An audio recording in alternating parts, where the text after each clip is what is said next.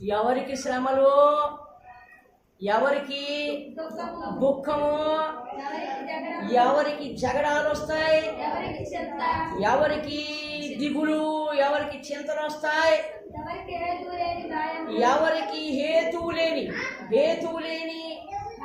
గాయములు, ఎవరికి మంద దృష్టి కళ్ళు మూసుకుపోతాయి, ద్రాక్షారసముతో పొద్దుపుచ్చుకునే వాళ్ళకి కదా పొద్దుపోని వాళ్ళు ఏం చేస్తారు తెలుసా? ఇవన్నీ నేను చక్కగా చెప్పండి. ఎవరికి శ్రమ? ఫస్ట్గా